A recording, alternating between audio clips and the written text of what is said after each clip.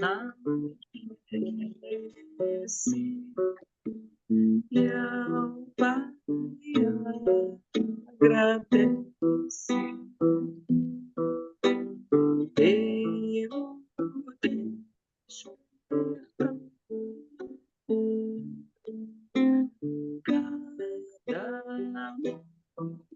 novo dia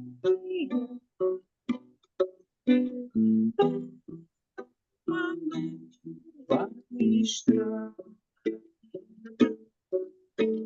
chance renovada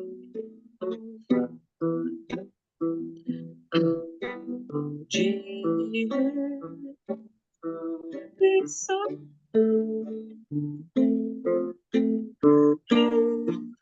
refazer caminho,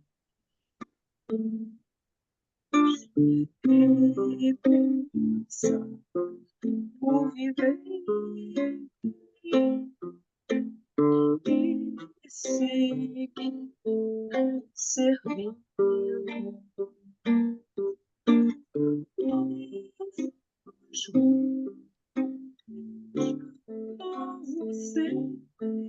Novo ser e dia a dia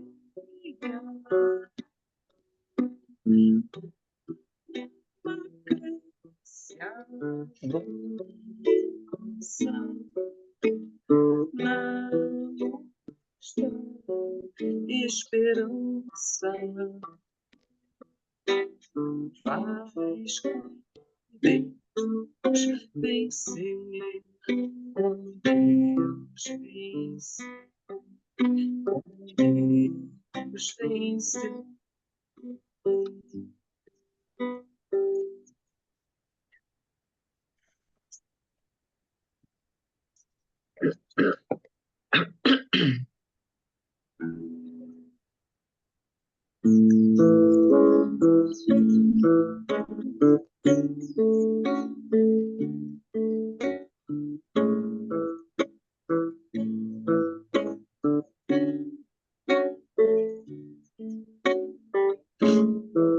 Senhor, em teu nome, Senhor, em teu nome, eu falava às pessoas, jogava as sementes, plantava e colhia paz. Mas sentia falta de algo mais. Eu fazia quase tudo, e hoje tudo é quase nada, frente à obra e seu Criador. Sinto não saber mostrar valor, faltava-me mudar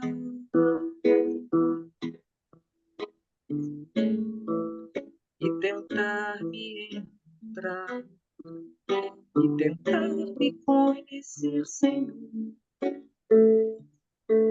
ser mais um em teu rebanho a caminhar. Não me cabe só falar, também cabe agir e me tornar um instrumento teu a melhorar, Senhor, em teu nome.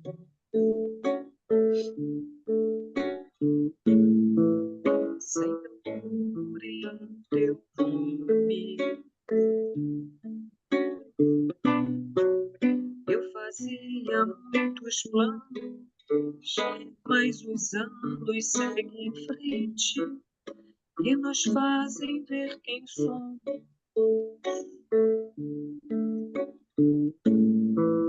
Cometemos mil enganos,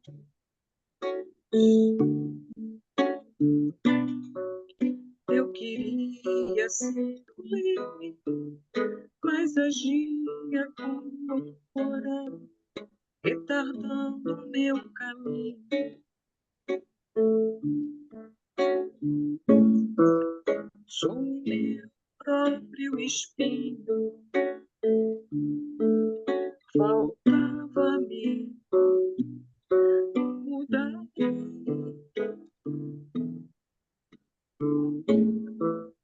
e tentar me encontrar, tentar me conhecer sem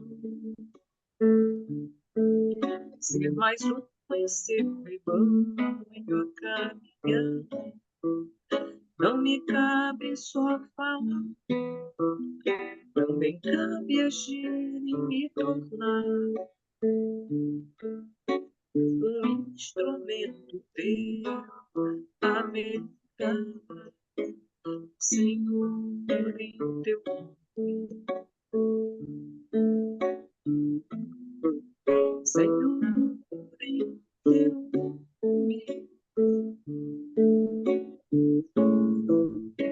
Senhor, em teu nome.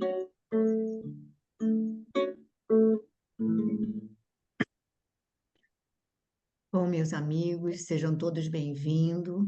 São 16 horas, vamos iniciar o nosso grupo de estudo. Eu não me lembro quem é que fez semana passada a prece e a página. Quem foi, Verônica? Foi você?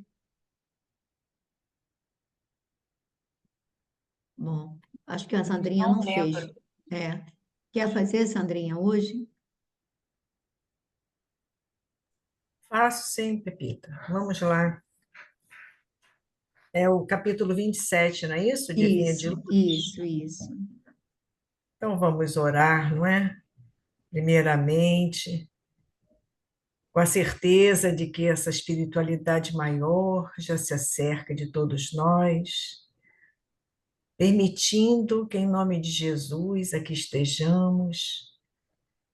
É com muita alegria, portanto, Jesus amado, amados mentores que coordenam este estudo, que nos encontramos para estudar com Emmanuel através de Chico. Estudar sobre a vida, Senhor. A vida que temos através dessa história que parece tão longínqua, Senhor, mas é tão presente em cada um de nós, nas vivências que já tivemos e que ainda estamos tendo, Senhor. Permita, amado Mestre, que possam todos que aqui estão serem abençoados em teu nome, os seus lares, a espiritualidade trazendo os nossos irmãos desencarnados, para que junto a nós possamos crescer para ti. O objetivo nosso, Mestre amado, é nos tornarmos melhores do que somos, aprendendo a te conhecer, nos conhecendo. Muito obrigada, portanto, por tudo, mestre querido. Graças a Deus. Então, hoje temos a indicação de Pedro, né? E Emmanuel vai usar como epígrafe a primeira epístola de Pedro, no capítulo 3, versículo 11, quando Pedro nos diz: aparte-se do mal e faça o bem, busque a paz e siga.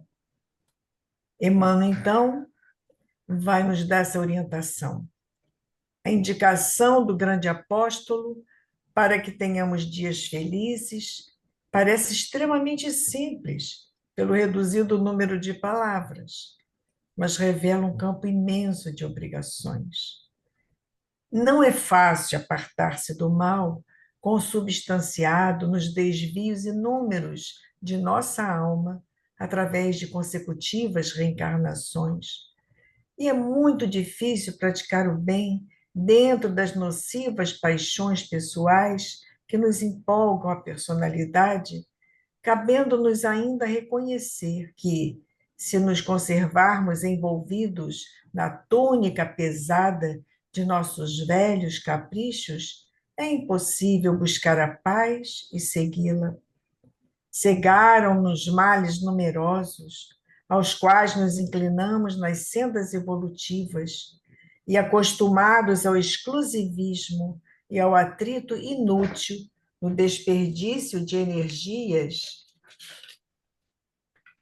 no desperdício de energias sagradas, ignoramos como procurar a tranquilidade consoladora.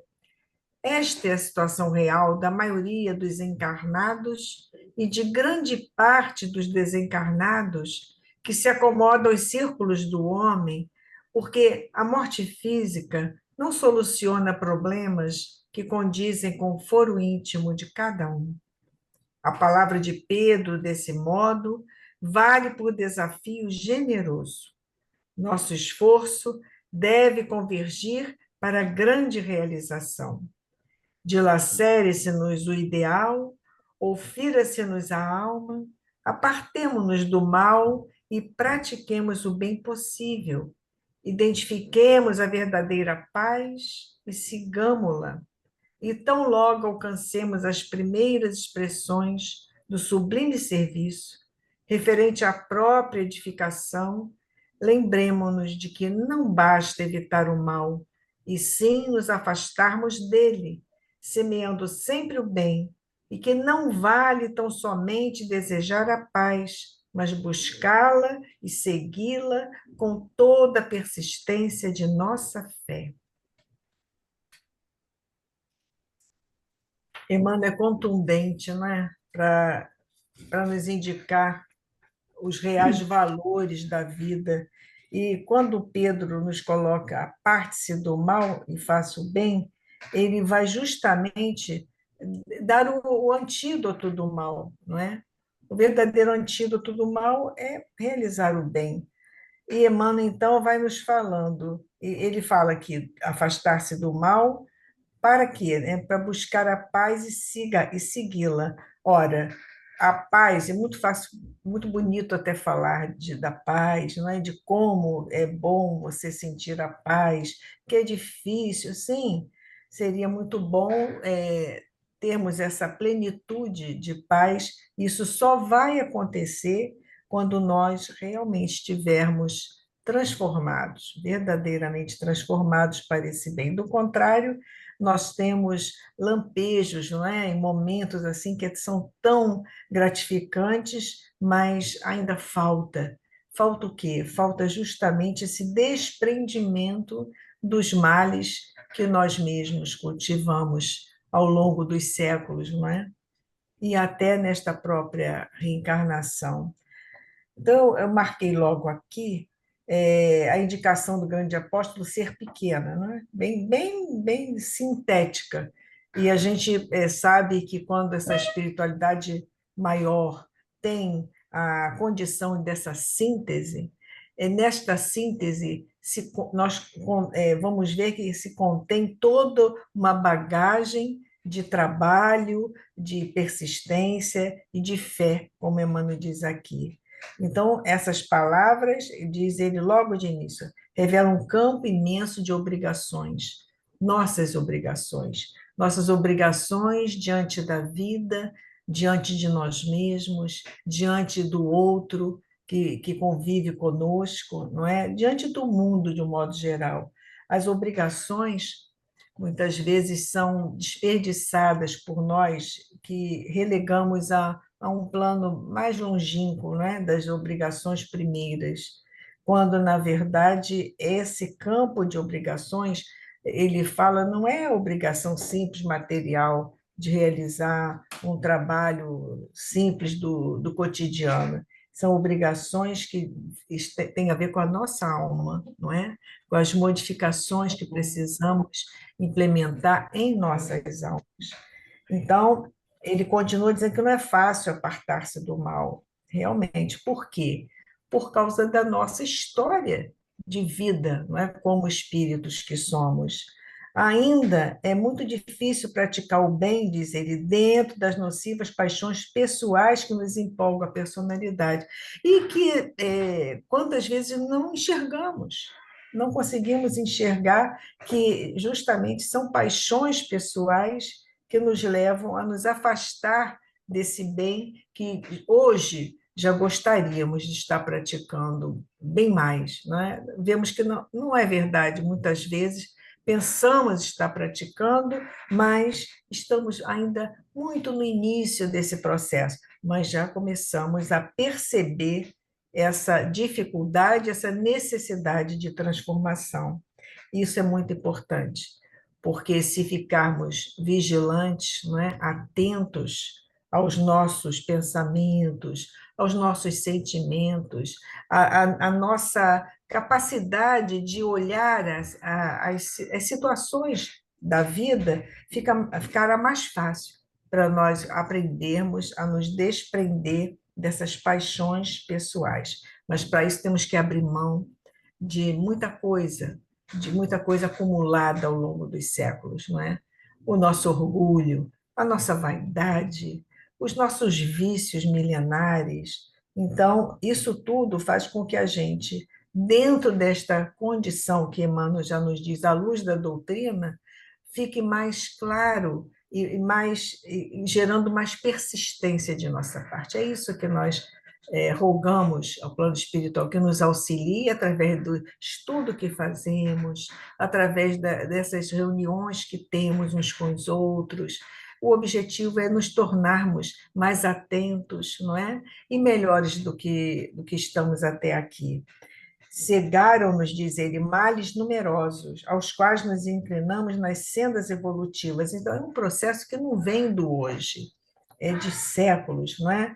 Então, ele fala no exclusivismo e ao atrito inútil. Quantas energias gastamos nos atritos inúteis ao longo de um dia? Vamos pensar em apenas um dia, não é?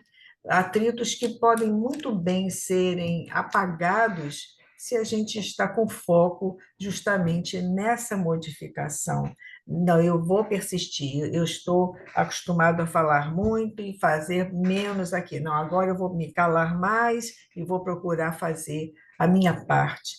E ele fala algo que é essencial, considero essencial, não sei se vocês concordam comigo, dilacere-se nos ideal ou fira-se-nos a alma, apartemo-nos do mal e pratiquemos o bem possível.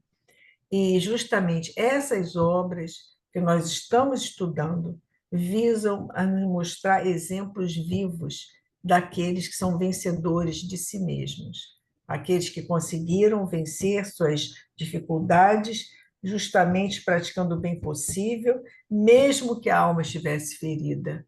Vemos isso em Paulo, no Paulo, vemos isso numa Lívia, vemos isso hoje, não é? Em Nestório, numa Célia, e assim por diante. Então, não basta evitar o mal, e sim nos afastarmos dele. Como? Como fazer para nos afastarmos do mal, semeando o bem? Aí fica a questão, né? Como? Porque semear o bem, sempre o bem, muitas vezes a gente está achando que está realizando algo que é produtivo, mas no fundo não é. Por quê? Dadas as nossas próprias condições de não perceber ainda que aquilo ali gera um mal, que aquilo ali não produz o bem necessário, não é? Então, falar é muito mais fácil. Agora, saber evitar o mal e nos afastarmos dele é que são elas, não é? Buscar, aí a paz virá naturalmente.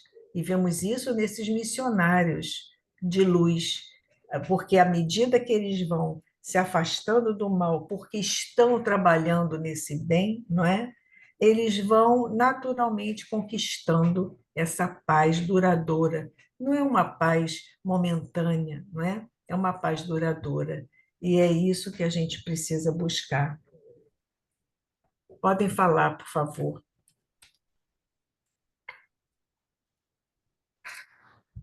Sandrinha, eu acho que você colocou isso muito bem. Se alguém mais quiser falar alguma coisa, fazer algum comentário, tem 2 minutinhos. Alguém gostaria de falar, fazer algum comentário? Além? Não?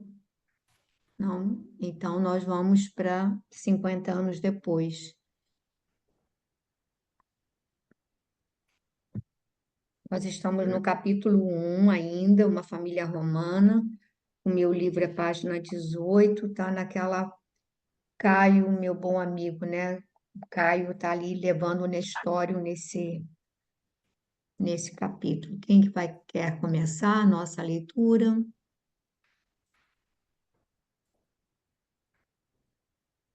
Quer começar, Verônica? Posso? Começa com Caios mesmo? Pode ser. Tá. Caios, meu bom amigo, pelas barbas de Júpiter, não me faças voltar ao pélago escuro do passado. Desde que cegastes, nada me dissestes além de assuntos penosos e sombrios. De início é a miséria da Judéia, de arrepiar os cabelos, com os seus quadros de desolação e ruína, e depois este voltado para o passado escabroso, como se não nos bastassem as atuais amarguras. Fala-me antes de algo que me consolide o repouso íntimo. Embora não saiba explicar o motivo, tenho o coração apreensivo quanto ao futuro. A máquina de intrigas da sociedade romana aborrece meu espírito, que nunca encontrou ensejos de lhe fugir a um ambiente detestável. Meu regresso a Roma inquina-se de perspectivas dolorosas, embora não ouse confessá-lo. Fabrícios ouviu-o atento e compungido. As palavras do amigo denunciavam um profundo temor de retornar ao passado tão cheio de aventuras. Aquela atitude súplice atestava que a recordação dos tempos idos ainda lhe palpitava no peito, apesar de todos os esforços para esquecer. Reprimindo os próprios receios, falou então afetuosamente: Pois bem, não falaremos mais nisso. E acentuando a alegria que lhe causava aquele encontro, continuou comovidamente. Então, poderia acaso esquecer-me de algo que me pedisses? Sem mais delonga, encaminhou-se para o átrio, onde os serviçais de confiança lhe esperavam as ordens, regressando à sala acompanhado pelo desconhecido que lhe seguira a liteira, na atitude humilde de escravo. Euvídio Lúcio surpreendeu-se ao ver a personagem interessante que lhe era apresentada.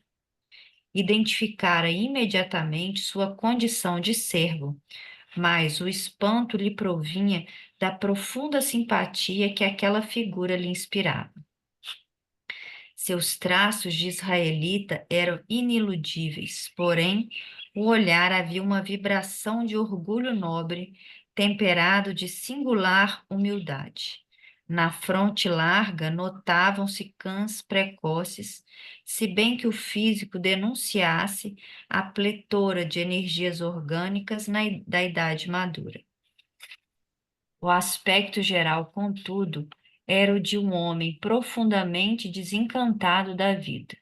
No rosto percebia-se o sinal de macerações e sofrimentos indefiníveis, impressões dolorosas, aliás, compensadas pelo fulgor enérgico do olhar, transparente de serenidade.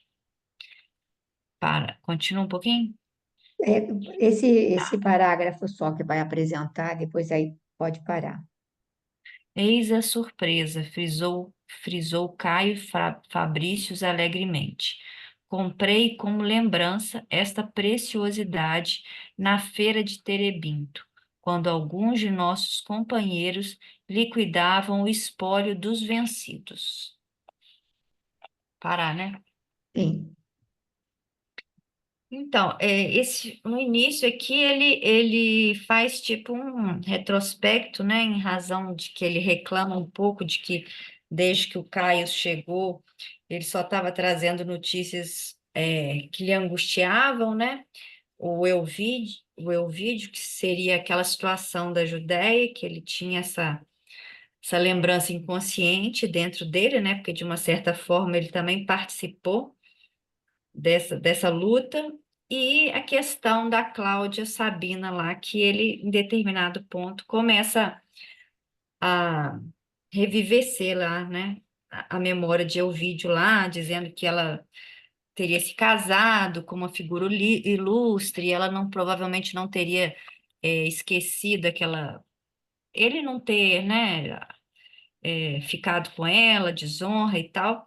E aí ele reclama disso. Aí depois o Caio vem trazer uma pessoa que ele tinha comprado ali no espólio dos vencidos, né? E ele vem traçar as características, né? Traços israelitas ineludíveis, ou seja, tinha o fenótipo aí comum aos israelitas, porém, no olhar, vibração de orgulho nobre, ou seja, já vem trazendo as características físicas e psicológicas desse escravo que a gente sabe que é o Públio, né? Do outro livro, Emmanuel. Temperado com singular humildade. Acredito que a humildade seja, né, tanto pela aquisição dele, né, quanto também pela situação, que ele ali era um escravo, né?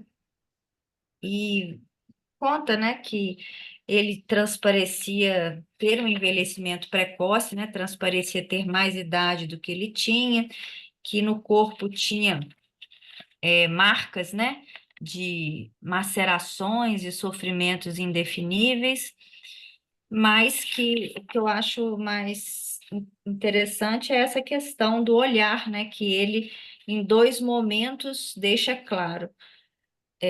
Vibração de orgulho nobre, né, demonstrando aqui que tinha essa altivez que transparecia, e deixa eu ver aqui um outro momento que ele fala também. Fulgor enérgico, apesar do sofrimento, apesar do envelhecimento do corpo, o olhar demonstrava um fulgor enérgico, transparente de serenidade, já demonstrando, né, o amadurecimento espiritual desse espírito. E o vídeo ali ficou, de uma certa forma, sem que ele pudesse se explicar, né, ele simpatizou com aquela pessoa que estava sendo apresentado a ele ali pela primeira vez, né? Aí os encontros acontecendo, né? Então, Pode se falar. vocês repararem também, a gente percebe esse pressentimento, assim, da alma, que no fundo a gente sabe daquelas provações que estão assim dentro da nossa programação, aquelas provações, digamos assim, básicas, assim, que seriam mais fortes. A gente viu isso também há 2000 anos, aquele pressentimento de que tormentas, né, de preocupações se avizinham, não é? E aqui ele diz assim: embora não saiba explicar o motivo, tenho o coração apreensivo quanto ao futuro.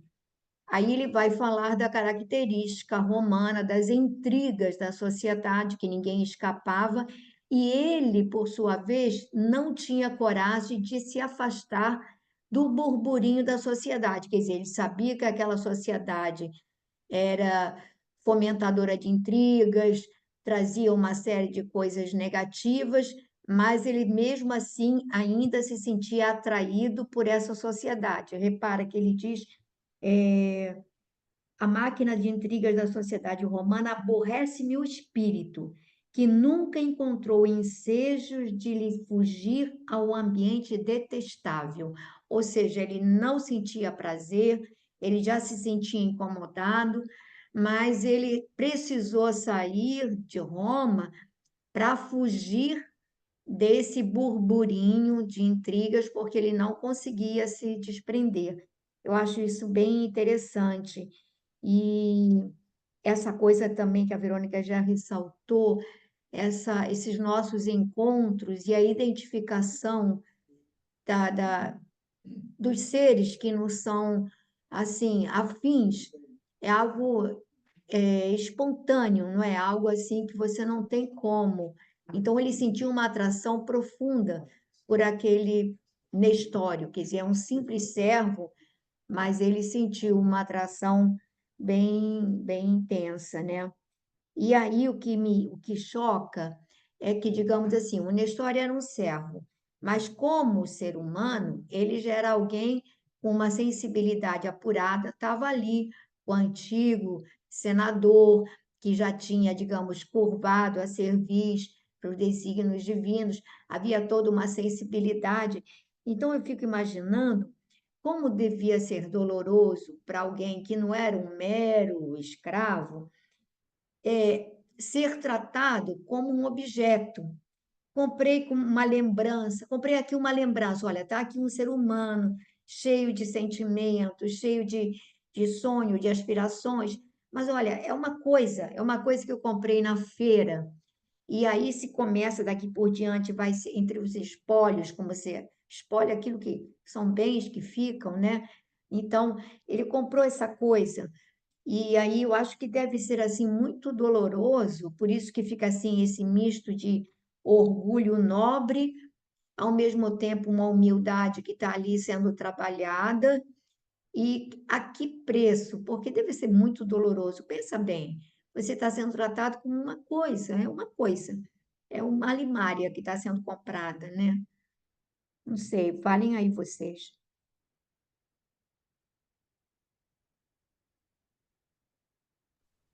Pepita? O Pepito. Pode Ah, falar. pode falar, Glorinha. Pode falar. Não, vai você, Sandrinha. Pode ir, Não, vai. você só pode ir, Depois querida.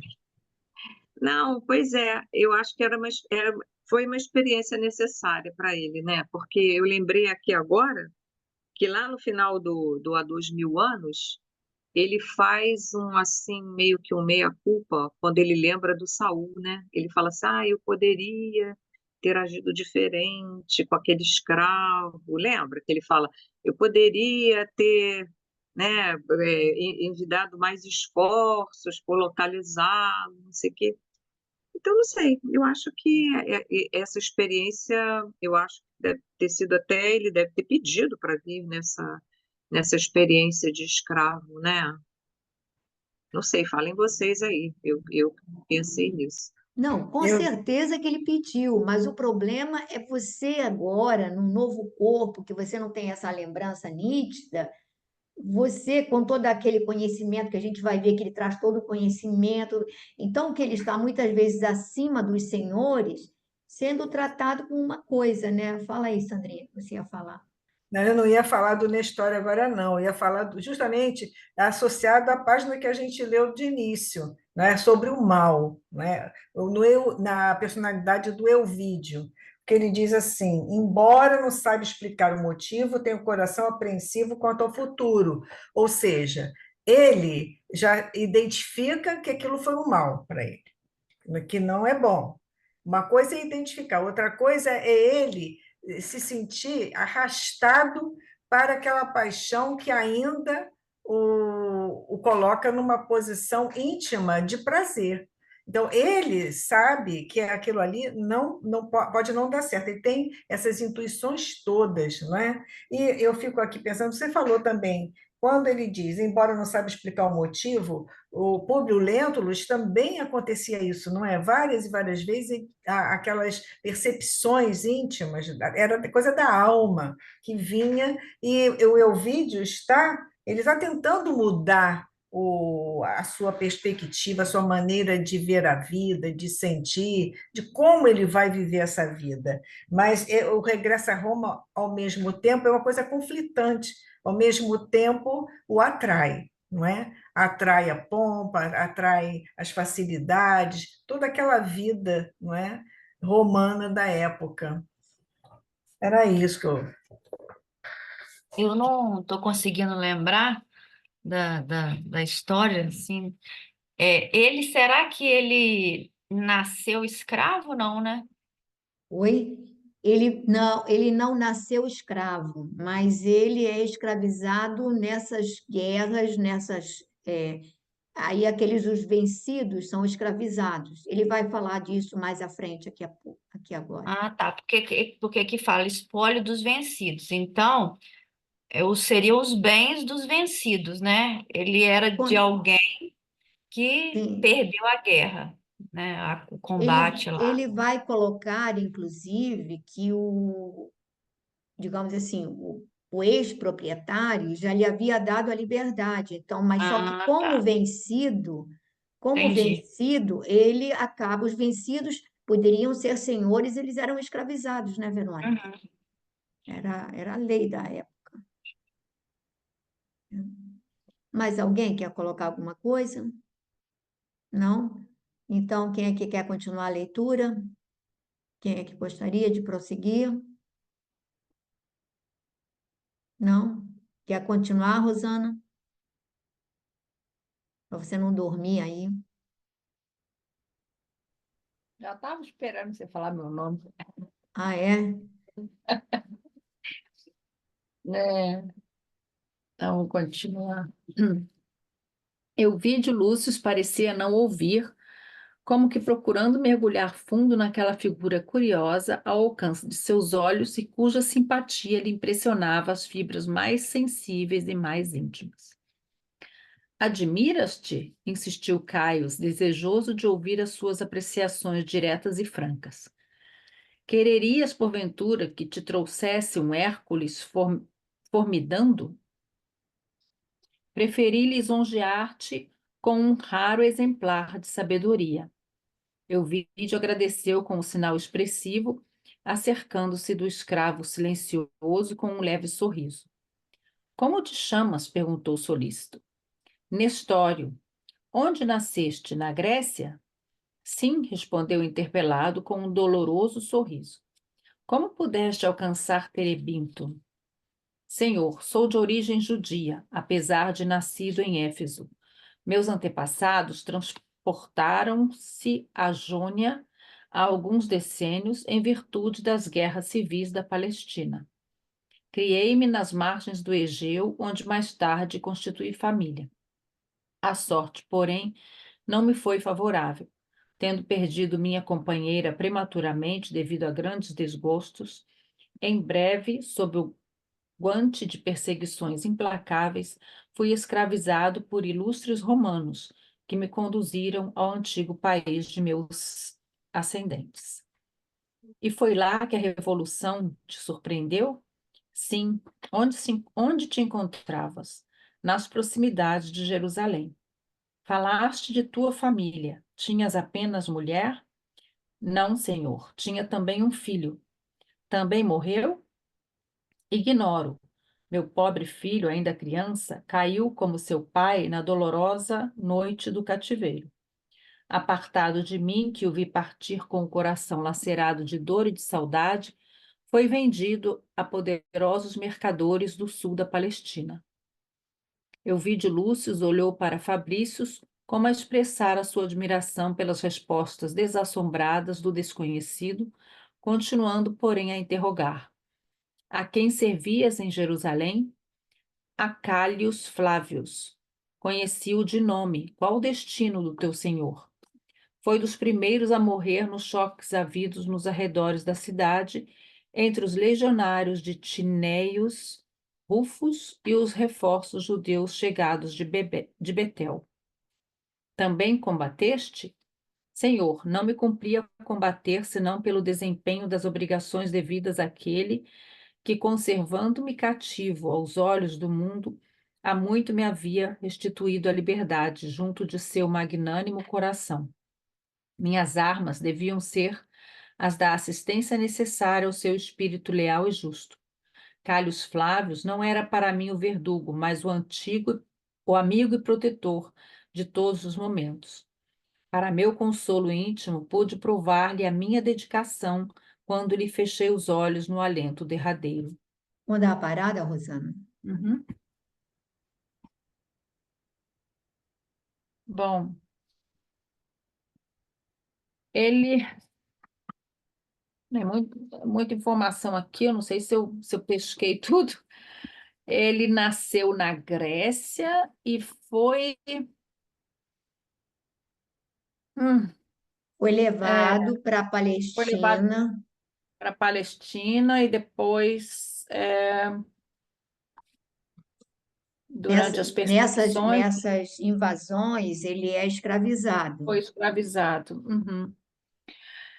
E o, pelo que eu entendi, né, a pessoa que o escravizou, esse Callius Flávios, depois de algum tempo, restituiu a liberdade e a- durante a guerra durante uma das batalhas, né, quer dizer, quando esse Callius Flávios morreu, ele se dedicou a defender, no caso, né, a proteger esse Callius Flávios até que ele morreu, foi o que eu entendi, né?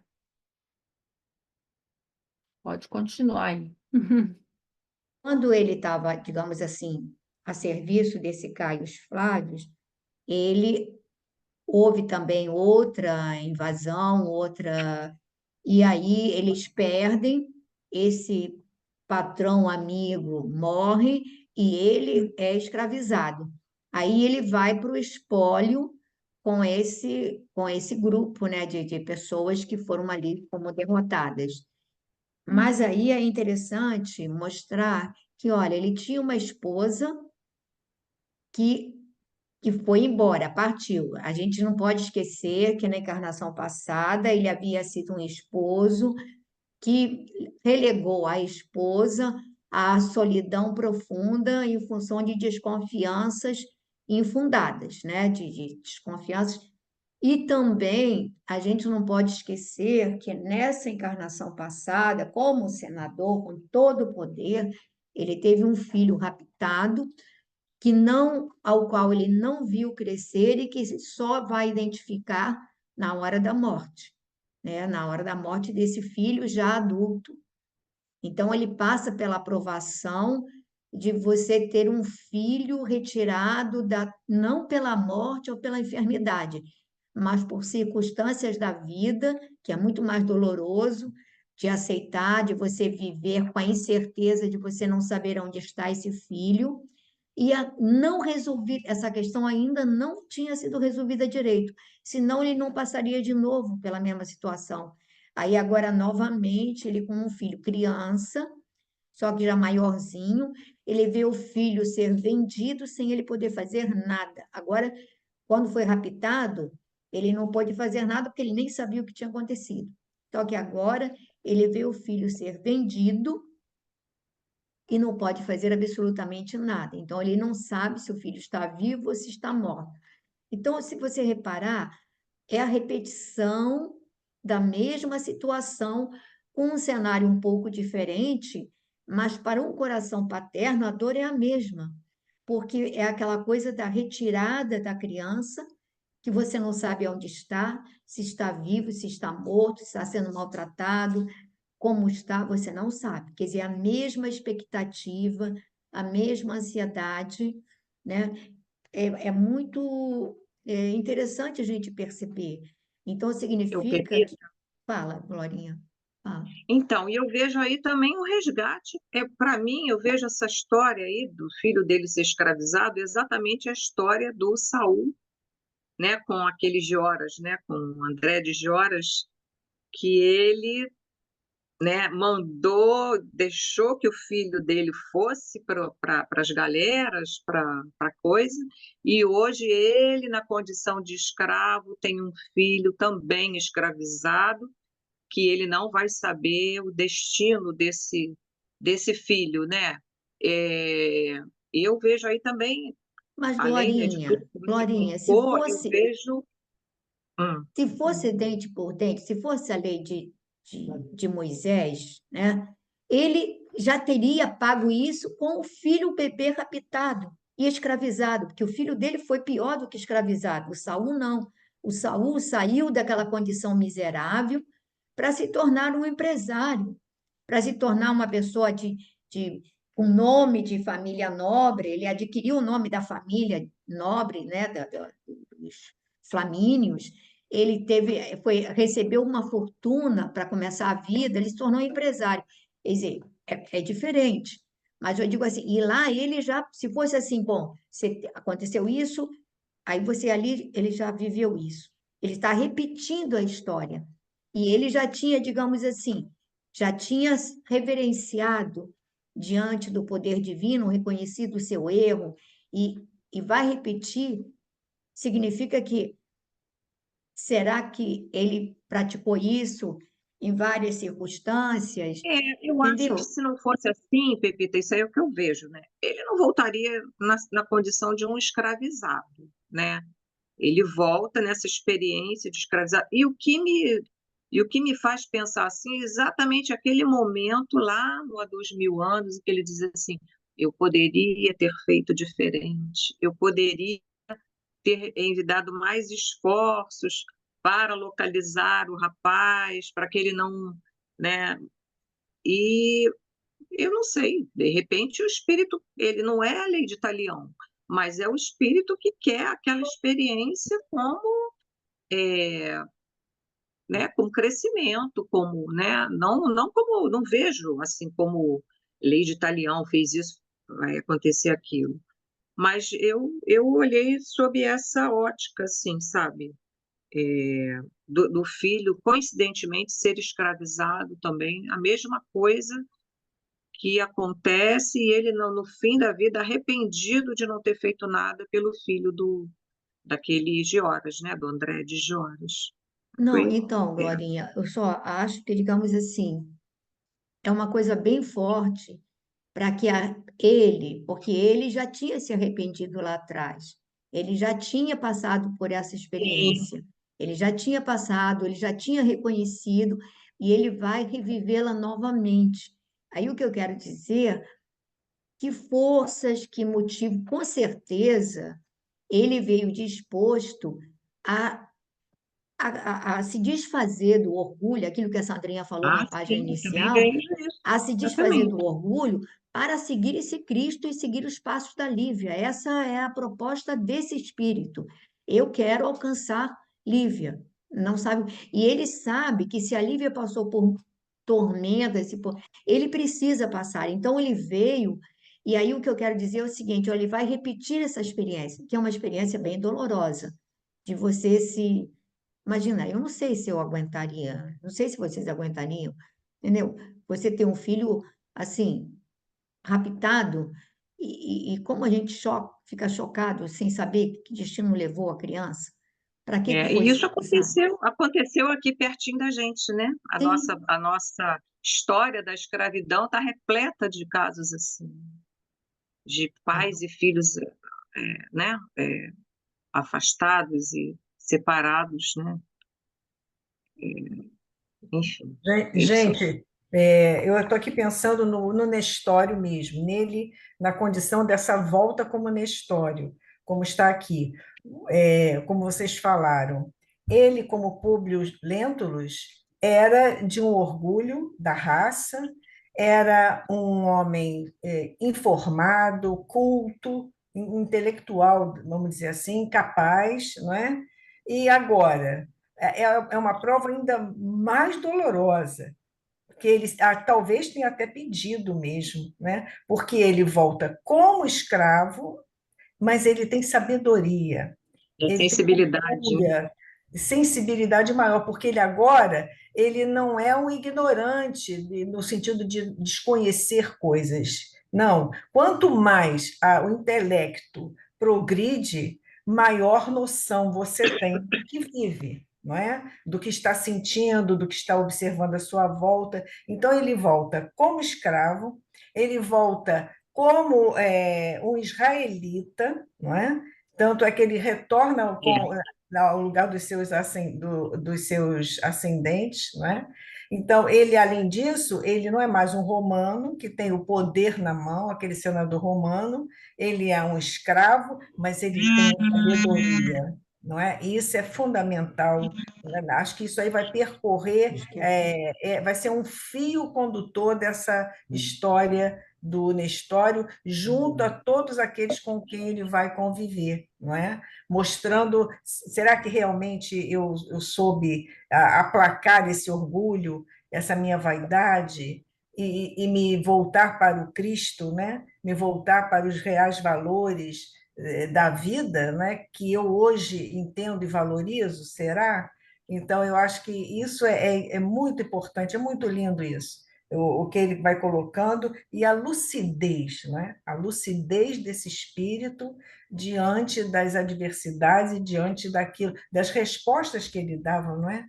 Ele está ali como um escravo e lucidamente ele vai se colocar, porque ele já tem uma tranquilidade íntima que ele já conquistou por mérito, não é? Ele já, aí se fala dessa tranquilidade íntima que ele já começa a desenvolver nele. E isso é fundamental para essa real transformação, né? Com certeza. Mais alguém? Fala, Acho que Verônica. aqui, quando você falou dessa repetição, você entendeu que estava se repetindo, que em razão de compromissos anteriores ao público? Verônica, eu não sei dizer, porque realmente, Não, né, sim, ele não você coloca imaginou. isso para a gente. O que eu quero dizer é que deve ter razões muito fortes por trás disso para ele ter repetido, porque repara, ele perdeu o filho, mas ele quando ele parte, quando ele encontra o filho, ele já está entregue a esse conceito do evangelho, embora ele não se diga cristão, ele não se revolta, ele perdoa o André, ele não, como é que eu vou dizer assim?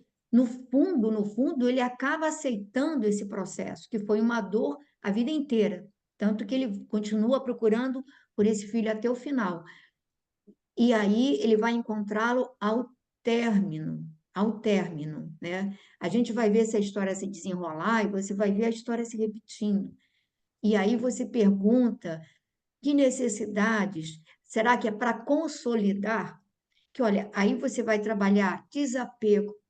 Ele tinha orgulho da família, de domínio sobre a família. A esposa, que embora estivesse lá isolada, mas estava sob comando dele.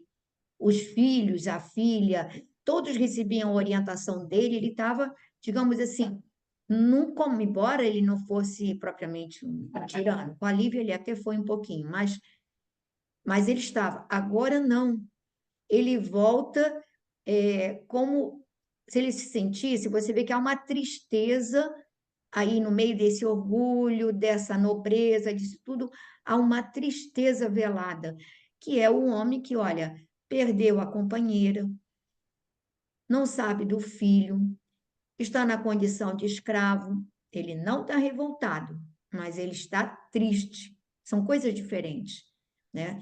E aí ele vai repetir essa história. Será que ele quer? Eu acho que é uma vontade muito grande desse espírito dele querer se redimir, dele querer realmente consolidar essa humildade, essa confiança, essa entrega, tudo que, digamos assim, no fundo a Lívia não passou, ficou lá isolada, sem filho, sem a filha, sem o marido, sem. Tá ele aí mais ou menos vivendo uma situação também assim, não sei, mas eu acho que assim, é para pensar, porque às vezes a gente acha assim, não, eu vou fazer isso agora nessa encarnação, eu vou estar livre. Mas será que a gente às vezes precisa? Quantas vezes a gente precisa repetir uma lição para que ela esteja efetivamente, como é que eu vou dizer assim, assimilada? Porque um hábito só é virtude quando ele está consolidado. Até então, é um hábito que, de repente, você pode não fazer mais, não é? Você está exercitando a paciência, você vem se esforçando, aí tá bom. Mas será que você é paciente? Vamos submeter a um teste aí, você só se você for paciente de verdade, você não vai se descontrolar, né? Então, eu acho que às vezes a gente repete experiências para consolidar determinados aprendizados. É isso que eu queria chamar a atenção, porque se a gente reparar, para a gente ele já desencarnou tão bonzinho, eu já até colocava uma auréolazinha nele, não é? Ele já desencarnou tão, para mim já estava muito bom.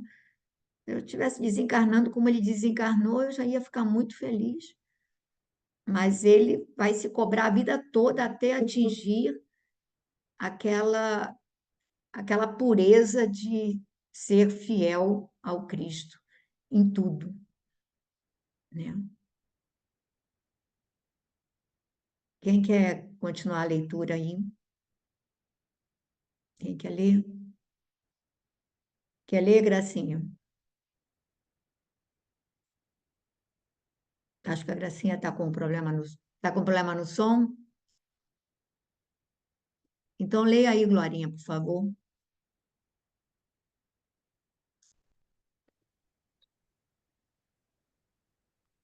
É, Por Júpiter! Exclamou Euvídio, dirigindo-se em voz alta ao amigo. É a primeira vez que ouço um escravo abençoar o Senhor. Não é só isso, respondeu Caio Fabrícios, bem-humorado, enquanto o servo os observou ereto e digno. Nestório é a personificação do bom senso. Apesar dos seus laços de sangue com a Ásia Menor, sua cultura acerca do Império é das mais vastas e notáveis. Será possível? Tornou Euvídio admirado. Conhece a história romana tão bem quanto um de nós. Mas chegou a viver na capital do mundo? Não. Ao que ele diz, somente a conhece por tradição. Já convidado pelos dois patrícios, sentou-se o escravo para demonstrar os seus conhecimentos. Com desembaraço, falou das lendas encantadoras que envolviam o nascimento da cidade famosa, entre os vales da Etrúria e as deliciosas paisagens da Campanha. Rômulo e Remo, a lembrança de Aca Larentia, o rapto das Sabinas, eram imagens que, na linguagem de um escravo, adornavam-se de novos e interessantes matizes. Em seguida, passou a explanar o extraordinário desenvolvimento econômico e político da cidade. A história de Roma não tinha segredos para o seu intelecto. Remontando à época de Tarquínios Priscos, falou de suas construções maravilhosas e gigantescas, detendo-se em particular na célebre rede de esgotos a caminho das águas lodosas do Tibre. Lembrou a figura de Sérvios Túlios, dividindo a população romana em classes e centúrias. Numa Pompílios, Menênio Agripa, os Gracos, Sérgio Catilina, Cípio Násica e todos os vultos famosos da República foram recordados na sua exposição, na qual os conceitos cronológicos se alinhavam com admirável exatidão. Os deuses da cidade, os costumes, conquistas, generais intrépidos e valorosos eram com detalhes indelevelmente gravados na sua memória. Seguindo o curso dos seus conhecimentos, rememorou o império nos seus primórdios, salientando as suas realizações portentosas, desde o faustoso brilho da corte de Augusto.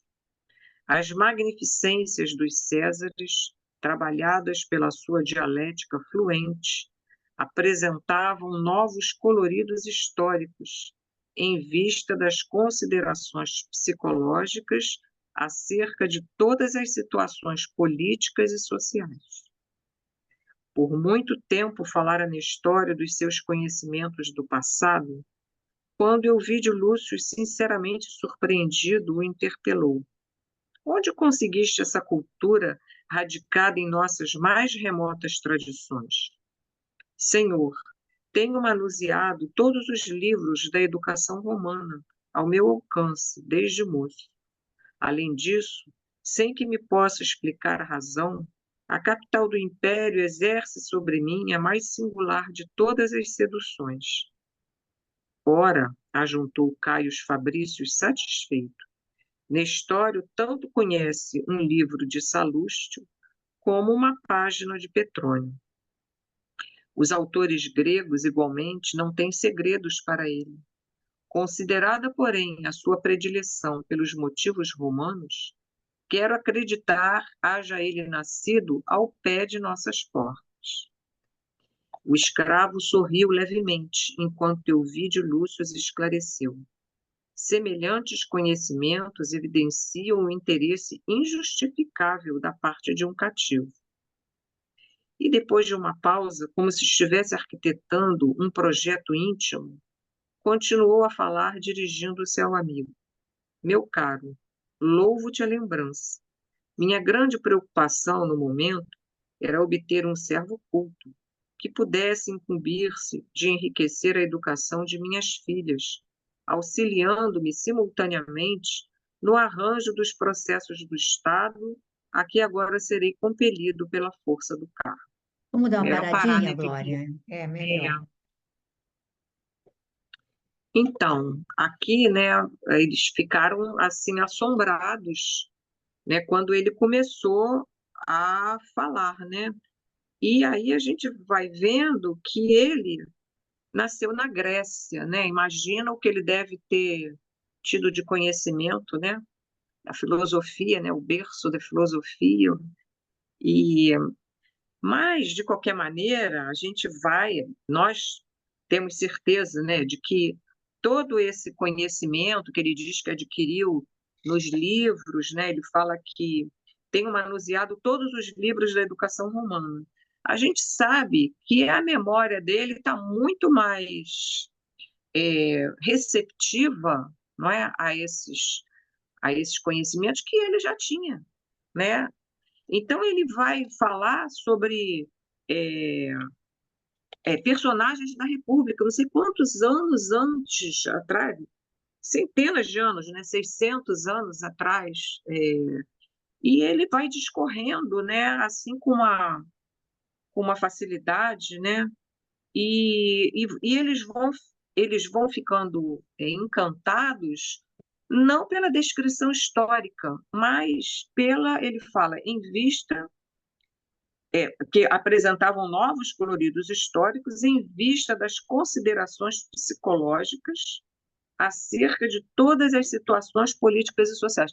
Então, não era nem, a gente nem pode dizer assim, não era um mero escravo, não era um mero ser humano ali, né? Era alguém diferenciado na sua visão da vida, da situação política, né?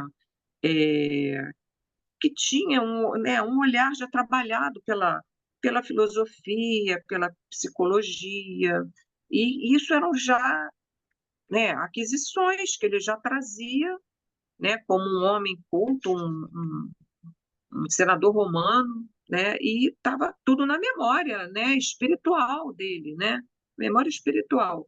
E isso vamos dizer, potencializado pela possibilidade que ele teve de nascer na Grécia, de ter acesso, ser um escravo culto, porque a gente acha que não havia, naquela época se escravizava assim, praticamente você perde alguma coisa, tem uma dívida, você vira um escravo. E havia escravos cultos, sim, escravos cheios de cultura, né, que eram assim tutores dos filhos, né, da nobreza e tudo.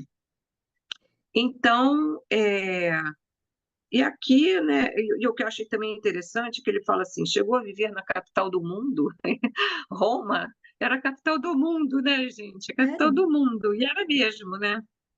E então é isso, né? E cai como uma luva para o Euvídio, né? Porque ele queria justamente um servo culto, né? De enriquecer a educação das filhas, né? E também ajudar nos processos do Estado. Então ele estava ali diante de alguém, né? Que enfim, foi enviado pelos deuses, né, na visão dele, né? Na visão deles lá, né? E mas é isso, né, que eu vi tudo isso que ele já trazia, né, como uma memória, né, como uma vivência e com esse olhar, né, diferenciado, né, já de um ser já com uma certa um olhar, né, diferente, né, de uma sensibilidade diferente. enfim, aí podem falar aí vocês, Ele complementar, por fala favor. da sua dialética fluente. A gente estava aí exatamente com Emmanuel, né? Com o senador que vira, e a gente até falou de um outro momento que aquele doutor Stevenson, naqueles 20 casos de reencarnação, que ele faz uma pesquisa de centenas de crianças que lembram do que foram na vida passada, etc. e tal, e ele coloca que normalmente são casos que isso acontece quando a permanência no mundo espiritual é muito curta e o intervalo entre uma encarnação e outra é muito pequeno. Então, automaticamente, e junto com isso, há interesses outros, né, que a espiritualidade permite, para que a pessoa traga esse arquivo menomênico, assim, a flor, né, tá à tona. Então, repara, não é só ele só ler, ele leu, ele apenas quando ele leu, ele simplesmente recapitulou. Está tudo arquivado, fluente. Essa atração que ele tinha por Roma, porque era a paixão dele, não deixava de ser, né? Ele lutava com todas as forças dele por Roma, né?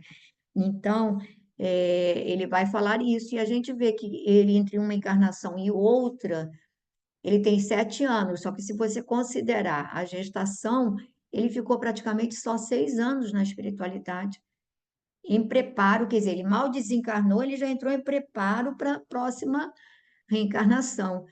E é claro que tudo isso vai ajudar, a gente vai ver o papel dele e, e a gente vai perceber que todo esse arquivo, digamos assim, aflorado, vai ajudar o papel dele nessa nova etapa, né? Interessante. Quem mais quer falar alguma coisa? O Elahá, naquele seminário que a Sandrinha postou, fala mais ou menos 16, 17 anos. Mas eu não acompanhei as contas, não. Não, mas não, pela conta não dá 16, 17. Pelo contrário, a gente fez as contas. Não dá se ele pode, mas o Elahá às vezes fala umas coisas assim, que acho que ele fala assim, porque eu já assisti a alguns seminários dele, que ele dá uma informação que você lê o livro mais recentemente, você sabe que aquela data não bate, né? Aquilo não bate, aquela informação não bate, mas que você releva porque não é fundamental. E Uhum. aí ele não fez as contas, ele não olhou o término, né, a eclosão do Vesúvio lá em Pompeia, a volta dele, o livro, é só fazer as continhas. A gente fez, quando a gente começou, a gente fez essas E a contas. idade que ele começa, É, 45 anos, né? Já é só fazer as esse ano, contas. 131, Dá 7 anos, só que se você tirar a exato, gestação, dá 6 anos. Ele só botou mais 10 por conta dele, assim, de brinde. Mas não foi, errou, não. né? Mas quem quer continuar a leitura aí, gente? Ainda tem mais uns minutinhos, eu acho, né? Quem quer ler de Norá? Posso continuar. Então pode continuar, por favor.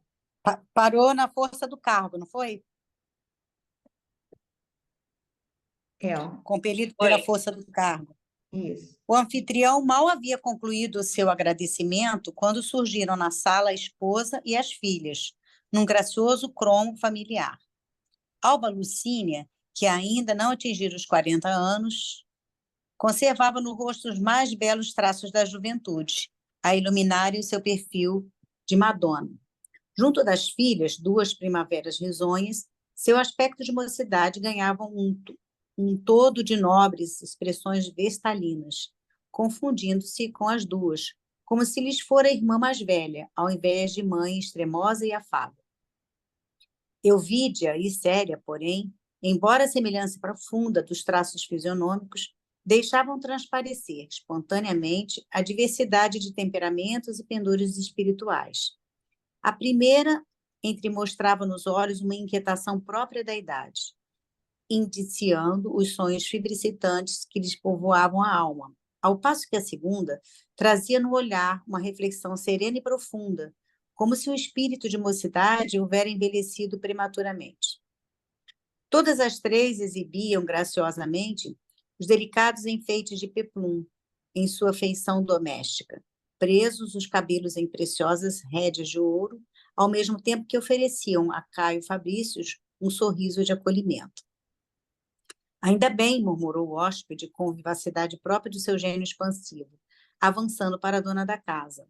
O meu grande Elvídio encontrou o altar das três garças, entronizando-as egoisticamente no lar. Aliás, aqui estamos nas plagas do Egeu, berço de todas as divindades. Suas saudações foram recebidas com geral agrado. Não somente Alba Lucínia, mas também as filhas se regozijavam com a presença do carinhoso amigo da família de muitos anos. Em breve, todo o grupo se animava em palestra amena e sadia. Era o borburinho das notícias de Roma, de mistura com as impressões da Idumeia e de outras regiões da Palestina, onde Elvídio Lúcius estagiária junto da família, enfileirando-se as opiniões encantadoras e íntimas acerca dos pequeninos nadas de cada dia. Em dado instante, o dono da casa chamou a atenção da esposa para a figura de Nestório, encolhido a um canto da sala, acrescentando entusiasticamente: Lucínia, eis o régio presente que Caio nos trouxe de Terebinto. Um escravo? Perguntou a senhora com entonação de piedade. Sim, um escravo precioso. Sua capacidade mnemônica é um dos fenômenos mais interessantes que tenho observado em toda a vida. Imagina que tem dentro do cérebro a longa história de Roma, sem omitir o mais ligeiro detalhe. Conhece nossas tradições e costumes familiares como se houvera nascido no Palatino. Desejo sinceramente tomá-lo meu serviço particular, utilizando-o ao mesmo tempo no apuro da instrução de nossas filhas. Assim, dá uma paradinha, senão não vai dar tempo de comentar. Então, é uma reunião, né, em que aparece a esposa com as duas filhas e que é apresentado ali como ainda uma pessoa de uma aparência jovem, a esposa do vídeo. As filhas, uma era bem uma adolescente, talvez, a outra tinha um olhar mais sério. E eu achei interessante que ele fala aqui dos enfeites, né, no rosto, eu não sei o que é isso, que uns aí, me parece que sejam rouge, blush, sei lá, alguma coisa assim. Não sei por que eu pensei nisso. E assim, aí aquelas falas, né, de quem está acolhendo as três no ambiente ali e tal, até que chega um momento em que resolvem apresentar o Nestório ali como um escravo que tinha sido trazido e que o Elvídio tinha querido, então, pensava naquele momento em trazê-lo para ajudar na educação das meninas. Eu não sei se alguém aí viu o que quer dizer peplum, mas eu imaginei isso. Túnica. Ah, é? Túnica? Nossa, eu imaginei que enfeite de peplum fosse alguma coisa no rosto. Alguma Bem, coisa feita de tecido fino, sem manga, presa ao ombro. você foi olhar. Aquele estilo meio grego, né? Deve Grego, ser é. que eles estavam Sim. lá no local. No aquele estilo. Google tem várias imagens mostrando, Gracinha. Ah, eu não li preto, antes, né? eu costumo ver, mas eu não li antes, realmente não li. Então, aqui a gente vai, né? Está tecendo o início de uma história que vai vir aí, né? Bastante interessante. Mas eu acho que não tem muito o que comentar, né? É só uma descrição ali de uma reunião familiar em que ele está sendo apresentado e que ele vai ser bem recebido, né? Eu acho que é Tudo indica. importante o fato, quando ele faz a ressalva, que a Lucínia parecia uma irmã mais velha, quer dizer, ela era tão jovem, tão bela, que Sim, parecia não a mãe, mas uma irmã. Se a gente considerar que os casamentos eram cedo, né, se tinha filhos cedo, se as meninas, uma estava com 16, a outra, sei lá, com 18, 20, então ela não tinha chegado aos 40, então ela devia estar nos 30 e poucos anos, quer dizer, bem jovem. E aí ele deixa claro, porque isso vai ser, digamos assim, vai ter um diferencial no desenrolar da história, né? Essas sim. figuras assim, né? E a Uhum. gente depois, eu acho melhor esse último parágrafo que a Gracinha leu, a gente repeti-lo, porque aí ele vai fazer a narrativa da, da aquisição, da libertação do Nestório, É, né? vai ser interessante, né? Ela também, a Alba Lucínia, ela se admira, né, quando mostra que ele é um escravo, e aí ela fala assim, perguntou a senhora com a entonação de piedade, ou seja, ela já trazia dentro dela essa visão de não apreciar nessa questão da escravidão, de não normalizar isso Ela dentro pareceu dela, né? surpresa, né? Surpresa de ter um presente como um escravo, né? Que coisa É, absurda. É Eu aí fico interessante. imaginando para o próprio escravo, coitado. Eu estou sendo, sabe, como se fosse uma coisa. Não, olha, Sim, devia ser triste isso, devia né? ser horrível, né? É, devia e ser ela horrível. já era boa, né? Porque ela já tinha essa piedade dentro dela, né? É, Verdade. E tem a descrição da Célia também, que ele faz de uma maneira diferenciada, né? com certeza. Ele Uma fala que tinha, ela traz um olhar, né? Parecia envelhecida, né? Como se o espírito da mocidade houvesse envelhecido prematuramente. Quer dizer, ela não tinha, ela tinha algo meio diferente para uma mocinha, né? Para uma coisa mais Um amadurecida, adolescente. talvez, né? ela É o que tinha aparentou. ele fala de um olhar com serenidade, Olhar, é, compenetrado, enquanto que a outra era febricitante, quer dizer, os sonhos é. Era da adolescente mocidade e mesmo. tudo mais. Tudo bem, gente. Então, vamos cantar uma música, Glorinha? Vamos sim.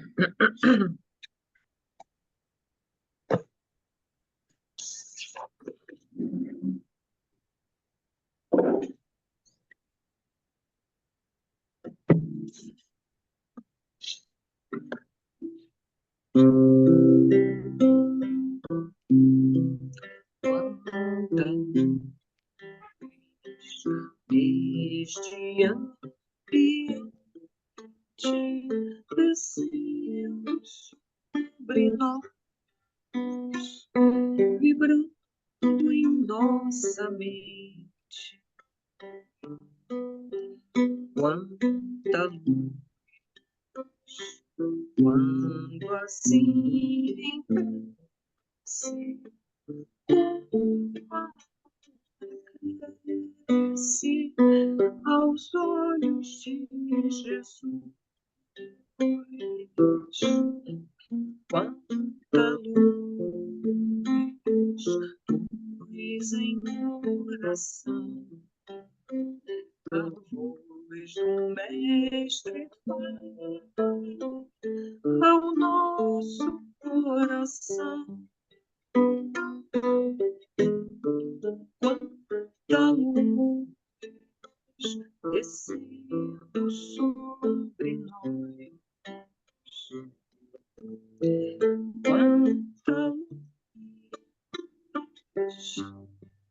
quanta luz,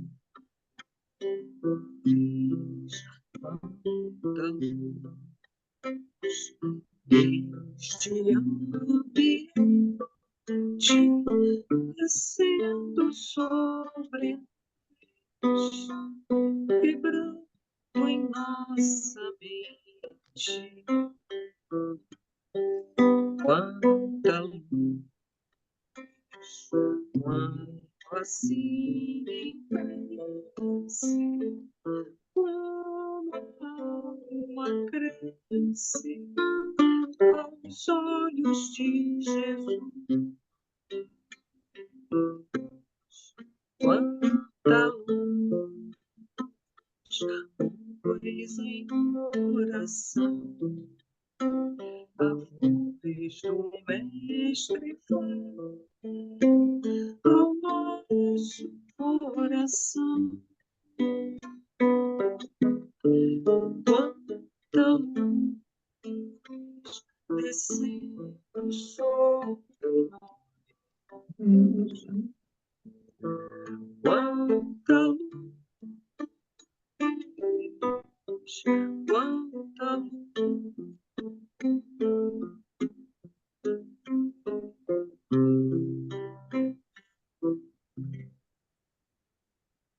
nesse momento, Senhor, em que nos sentimos envolvidos por vibrações amorosas, nós te agradecemos.